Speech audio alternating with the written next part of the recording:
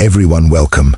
Today, perhaps more than ever, women are being led to believe that the silence of the body is a sign of absence, emptiness, or emotional failure. But what if it's exactly the opposite? What if that silence is the soul's first whisper? When a woman chooses, consciously or not, to distance herself from the games of desire and the prisons of superficial affection, something deeper begins to emerge from within her. It is not absence, but presence, not lack, but expansion. Carl Jung would say that all repressed energy finds a new way to manifest, and when the body stops being distracted by immediate pleasure, the soul finally has the space to speak. Have you ever wondered why so many women after periods of abstinence report an unexpected spiritual awakening? A heightened sensitivity, more vivid dreams, sharper intuitions. It's not a coincidence, it's a calling. The body, deprived of external touch, begins to turn inward, and it is there, in that long-forgotten territory, that the woman finds parts of herself that had never been seen, neither by herself nor by anyone else. And this is not just about celibacy, it's about transmutation, about an energy that stops seeking in others what can only be cultivated within. Society, conditioned by a model of constant sexual validation, fears the woman who withdraws, because she becomes unpredictable, mysterious, untouchable, and even more so because she begins to see beyond the games, beyond the emotional repetitions, beyond the mask of relationships that imprison more than they free. Jung would call this an encounter with the shadow, a moment when the woman stops seeking to be chosen and begins to choose. Not to love in order to be loved, but to love herself with such intensity that everything superficial dissolves on its own. There is a kind of silence that is not emptiness. It is a temple, and when the body comes to a halt, it is because the soul is about to ignite a light that disturbs. A woman who lives without sex or relationships is not dead inside. She may be more alive than ever. What seems like absence is actually an abundance of inner presence. What seems like loneliness is a deep communion with something no passion could ever touch. It is in that space that the archetype of the wild woman awakens, the one who reconnects with her ancestral wisdom, her pure instinct, the feminine that does not need an audience. Can you feel it? This calling is not for everyone. It is for those who are tired of trading their essence for moments of false connection. It is for those who understand that what they truly seek is not in anyone's bed, but in a radical encounter with themselves. And if you've made it this far, perhaps you are closer to that journey than you think. Yes, the body falls silent, but that is not weakness. It is strength retreating to become power. And when the soul begins to speak, there is no turning back. Because a woman who has heard her soul will never again settle for the low volume of an ordinary love. There comes a moment in every woman's life when the noise of the world becomes unbearable. Not the outer noise, but the inner murmur of expectations that are not hers. Desires she was taught to feel, affections imposed as absolute truths. And it is in that deep exhaustion, almost invisible to others, where the journey back to herself begins. Carl Jung said that everything we deny within ourselves returns as fate. And perhaps that is why when the body chooses silence, it is not a failure. It is a sign that something greater is trying to emerge. The woman who begins to withdraw from the impulses that once guided her without fully understanding why is already hearing a silent calling that comes not from the flesh, but from the soul. That woman, even unknowingly, begins to feel a longing without a name. It is not nostalgia for a man, a touch, or a passionate night. It is nostalgia for herself, for a place she has not yet reached but knows exists. In this context, abstinence is not a punishment. It is a portal. And by crossing it, she begins what Jung called the process of individuation. A radical path toward wholeness, where she leaves behind the projections she cast onto others in order to finally recognize herself. The emptiness that appears is not absence. It is space being prepared for something more authentic to be born. It is in that space that memories begin to ache in a different way, not as open wounds, but as clues to a greater story. The relationships that passed, the nights that ended in tears, the cycles that repeated without explanation, all begin to make sense under a new light. Because the woman who embraces silence is not retreating from life. She is rewriting her own story from a new perspective. Her inner self begins to observe emotions as symbolic mirrors of an unconscious that had always spoken to her, but which the noise of desire had silenced. Gradually, she discovers that she no longer needs applause or external validation, that her worth is not measured by how much others desire her body, but by how deeply she can hold the presence of her soul in silence. It is at this point that a nearly mystical force is born, the force of the woman who no longer needs to be chosen. And this is where the world begins to fear her, because it doesn't know what to do with someone who has stopped begging for love. She becomes whole, and therefore dangerous to everything that still lives in halves. And when that woman begins to realize that her vital energy is not dormant, just withdrawn, she enters a new state of consciousness, a state where there is no rush and no need to prove anything. Because the silence of the body is not punishment. It is a language. And that language can only be understood by those brave enough to inhabit their own depths. Jung would call this a reconciliation with the feminine unconscious, a reconnection with ancient symbols buried under centuries of repression. And this reconciliation does not happen through words, but through presence. That woman is just beginning to emerge. But the journey is not gentle. An unease sets in an invisible anguish that eats away from within. When a woman begins to distance herself from immediate desire, from familiar contact, from the presence of another body beside hers, she also distances herself from everything that once made her feel like she belonged. And what remains at first is a brutal discomfort, as if the world no longer recognizes her existence. As if her absence from the game of desire has made her invisible. Jung would say this is the beginning of the encounter with the shadow, the part of herself she repressed for years that lived in adaptation, thirsting for validation, but now refuses to keep pretending. At this point, she begins to wonder if she was wrong to walk away, if she's going crazy, if she's wasting time, youth, and opportunities. Because society screams that a woman's time is short, that she must be in motion, conquering, being desired, fulfilling expectations, and suddenly she no longer fits anywhere. She's no longer the lover, the wife, the muse, or the girlfriend. She is just herself, and that hurts more than any abandonment. Abstinence now begins to feel like punishment, but it is not. It is a test, a symbolic journey that only souls prepared for it can endure. Temptations arise, old patterns knock at the door. Easy invitations reappear. Everything seems to want to test her, and the cruelest part is that no one around her understands what's happening. Friends question her. Family suggests she go out more, not isolate herself. But it's not isolation, it's immersion. And not everyone is ready to witness someone diving deep while the rest of the world floats on the surface. Jung saw this as an inevitable stage of individuation. The moment when the ego panics because it is losing control and the soul subtly begins to take the lead.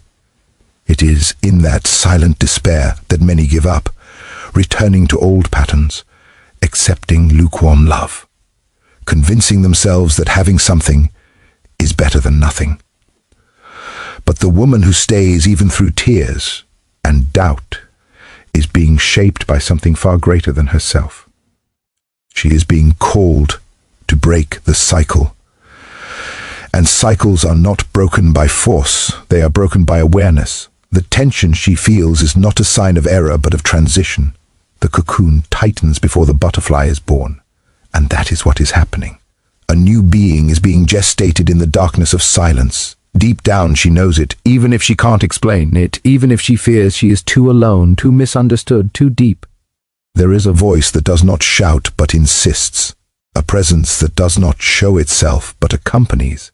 And that presence is the symbol of the archetypal feminine, thema that Jung described as the bridge between consciousness and mystery. It is with her that the woman begins to converse, and the deeper that internal dialogue grows, the more she understands. Her body is not on pause, it is in ritual, a ritual the modern world has forgotten, but one her soul has always known how to walk. And then something shifts subtly, almost imperceptibly. A new understanding begins to bloom. What once was restlessness now transforms into deeper questions. Why have I always needed to feel desired in order to feel alive? Why does the absence of another feel so unbearable? What in me still feeds off the gaze of others to exist? Because the woman who keeps silence is not withdrawing from life. She is rewriting her own story from a new point of view. The inner self begins to observe its emotions as if they were symbolic mirrors of an unconscious that had always spoken to her, but which the noise of desire did not allow her to hear. Little by little, she discovers that she no longer needs applause or external confirmations, that her worth is not in how much her body is desired, but in how much she can sustain the presence of her soul in silence. It is at that point that an almost mystical force is born, the force of the woman who no longer needs to be chosen. And it is there that the world begins to fear her because it does not know what to do with someone who has stopped begging for love. She becomes whole and therefore dangerous to everything that still lives half alive. And when that woman starts to realize that her vital energy is not a sleep only gathered, she enters a new state of consciousness. A state where there is no hurry and no need to prove anything, because the silence of the body is not punishment but language. And that language can only be understood by one who dares to inhabit her own depths. Jung would call this a reconciliation with the feminine unconscious, a reconnection with ancient symbols buried under centuries of repression. And that reconciliation does not happen with words, but with presence. And that woman is only beginning to emerge. But the journey is not gentle. Restlessness sets in, an anguish that no one sees but that eats away from within. When a woman begins to distance herself from immediate desire, from familiar contact, from the presence of another body beside her, she also distanced herself from everything that made her feel she belonged. And what remains at first is a brutal discomfort, as if the world no longer recognizes her existence, as if her absence from the game of desire rendered her invisible. Jung would say this is the start of the encounter with the shadow, the part of herself she repressed for years that lived adapted and thirsty for validation but now refuses to keep pretending. At that point, she begins to wonder if she was wrong to withdraw, if she's going insane, if she's wasting time, youth, and opportunities. Because the system screams that a woman's time is short, that she must be in motion, conquering, being desired, fulfilling expectations, and suddenly she's nowhere. She's neither lover nor wife, neither muse nor fiancé. She is only herself. And that hurts more than any abandonment. Abstinence now starts to feel like punishment, but it is not. It is a test, a symbolic journey that only ready souls can endure. Temptations arise. Old patterns knock at the door. Easy invitations reappear. Everything seems designed to test her. And the cruelest part is that no one around her understands what is happening. Friends question her. Family suggests she go out more, not lock herself away. But it is not seclusion. It is immersion. And not everyone is prepared to witness someone diving deep while the rest of the world skims the surface. Jung saw this as an inevitable phase of individuation, the moment when the ego panics because it's losing control and the soul subtly begins to take command. It is in that silent despair that many give up, returning to old patterns, accepting lukewarm love, convincing themselves that something is better than nothing. But the woman who persists even through tears and doubts is being shaped by something far greater than herself. She is being summoned to break the cycle, and cycles aren't broken by force. They are broken by awareness, The tension she feels is not a sign of error, but of transition. The cocoon tightens before the butterfly is born, and that is what is happening. A new being is being gestated in the darkness of silence. Deep down she knows it, even if she can't explain it, even if she fears being too alone, too misunderstood, too profound. There is a voice that does not shout but insists, a presence that does not show itself but accompanies, and that presence is the symbol of the archetypal feminine, the anima that Jung described as the bridge between consciousness and mystery. It is with her that the woman begins to converse. And the deeper that internal dialogue grows, the more she understands. Her body is not on pause, it is in ritual. A ritual forgotten by the modern world, but one her soul always knew how to walk. And then something shifts subtly, almost imperceptibly. A new understanding begins to bloom.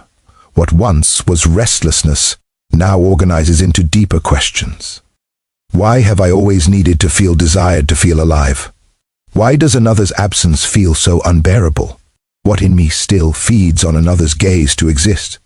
But the transformed woman no longer accepts relationships as anesthesia. She no longer trades affection for comfort. And even if that costs her long silent nights, she knows her body is not in abstinence. It is in protection. It is reserving space for something that comes from the soul, not from lack. The transformation is complete when she realizes she no longer needs to be sought. She is the center, the fire, the revealing light. And when that light turns on, those who cannot handle its intensity walk away. And those who come later will not approach her halfway, because the woman who has crossed through silence no longer accepts living dimmed. She is no longer available for ordinary relationships, because she herself is no longer ordinary. And when the body goes silent, it is the soul that chooses, and the soul once awakened never chooses what once wounded it. Then she rises not as someone returning to the world, but as someone becoming the world. Every step is now conscious, every choice, measured not by fear of being alone, but by the value of her own company. The body that once kept quiet now pulses at a new frequency, subtler, deeper, truer. There's no rush to fill emptiness anymore, no desire to fit into spaces too small for her new soul. Carl Jung said that what we deny submits us, and what we integrate transforms us. And this woman has finally integrated her absences. She made lack her home. She turned silence into an altar. But there's something few notice. She is not waiting for someone to rescue her. Because the woman who has crossed through her own darkness no longer needs saving. She rescued herself, and that self-rescue changes everything. She can no longer go back to how things were. What once was need is now choice. What once was compulsion is now discernment. She can love, yes, but she no longer loves from need, but from overflow. And when that love arrives, it won't come to complete her. It will come to accompany her. Her soul is already whole. This new state awakens something profound, a sense of mission, of purpose, of clarity. She understands that her experience wasn't just personal, it was symbolic, that her silenced body represents all those women who were also taught to depend, to distract themselves, to give in.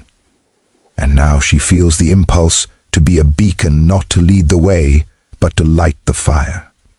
Because only one who has found herself in the dark can teach others not to fear it. Jung would call this the manifestation of the self, when the soul no longer wants to be accepted but expressed. Everything she lost along the way, the old loves, the fragile versions of herself, the relationships where she had to shrink to fit, no longer hurts the same. Now every loss sounds like liberation. Every absence feels like an answered prayer, because the woman who went through abstinence of the flesh has found nourishment of the soul, and that nourishment feeds her from within. Nothing from the outside will ever be enough unless it resonates with what already lives inside.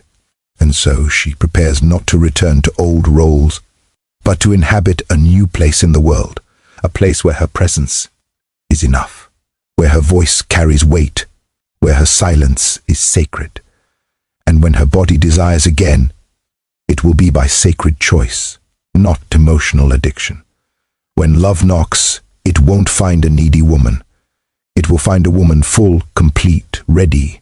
And until that happens, she remains steady, not in abstinence but in vigil, because now she knows, yes, the body is quiet, but it is the soul that is finally speaking. There are silences that seem cold but hold embers. There are absences that from the outside sound like loss, but within a fertile ground. And there are women who, when they withdraw from the world, do not extinguish. They ignite on another plane. When the body falls silent, it does not die. It becomes an altar, a sacred space where the soul finally finds the courage to speak. And everything that once seemed like a lack of life now reveals itself as divine presence, gestating a new identity, clearer, rarer, whole. Nothing lived is ever lost. Everything is transmuted. Desire once urgency becomes choice. Pain once a wound becomes a scar of wisdom. The woman who walks through abstinence with awareness is not stepping away from love. She is learning to love from a place where there is no longer hunger, but abundance.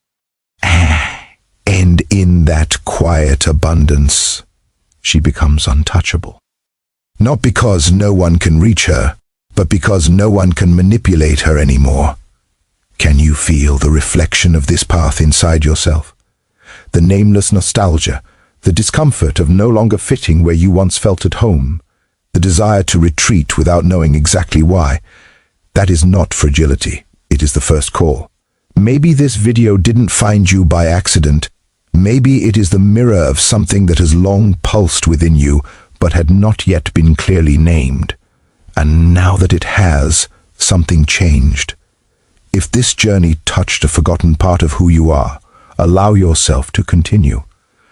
Don't put out the spark that's been lit.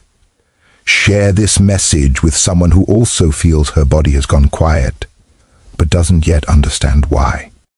Leave a comment telling us how this resonated with you. And if you wish to keep walking with us in this same depth and truth, subscribe to the channel here. Every word is a seed, every silence is soil, and every video a ritual. Because in the end, this is what remains. A woman who has learned to hear what the soul whispers when the world is too loud. And that whisper says, you are not alone. You are awakening.